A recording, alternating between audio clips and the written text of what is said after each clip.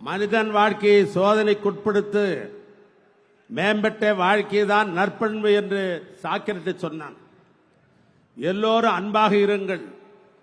ஒருவர் உங்கள் கன்னத்தில் அறிந்தால் மற்றொரு கன்னத்தை காட்டுங்கள் என்று மலைப்பிரசவத்தில் இயேசு சொன்னார்.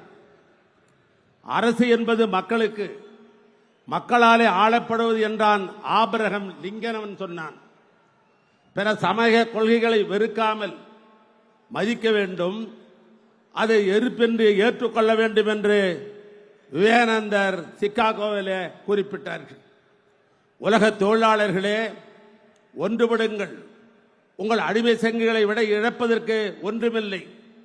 வென்றால் உலகம் உங்கள் கையில் இருக்கும் என்று காரல் மார்க்ஸ் சொன்னான்.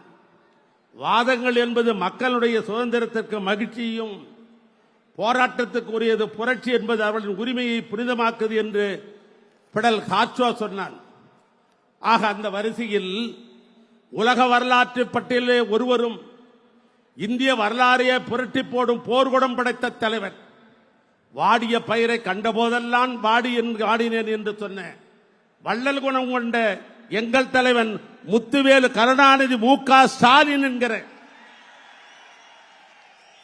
அவர் சொன்னார், எல்லோருக்கும் எல்லாம் கிடைக்க வேண்டும், எல்லோருக்கும் எல்லாம் கிடைக்க வேண்டும், அதுதான் என் ஆட்சியின் மாட்சிமை, என் மனித மேம்பாட்டு தத்துவம் அதுதான் என்று சொன்னான் என் தலைவன் மு.க. ஸ்டாலின்.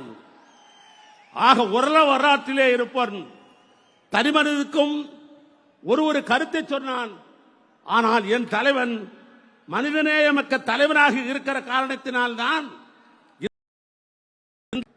சோவியத் யூனியனிலே இருக்கிற ஜோசப் ஸ்டாலினை பற்றி பேசுகிற பொழுது ஒரு கருத்து உண்டு.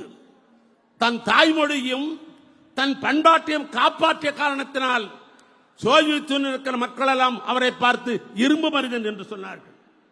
10,000 இல்ல, பல ஆயிரம் ரூபாய் கொடுத்தாலும் உன் மொழிக் கொள்கையை ஏற்றுக்கொள்ள மாட்டேன், என் தாய்மொழியான தமிழ் கொள்கையை தான் ஏற்று சொன்னவன் என் தலைவன். தமிழனுடைய பண்பாட்டை, மூடிக்கிடந்த பண்பாட்டை கீழடியிலும் பொருளிலும் தமிழனுடைய வரலாறு 5300 ஆண்டுகளுக்கு முற்பட்டது என்று சொன்னவன் என் தலைவன் மு.க. ஸ்டாலின்.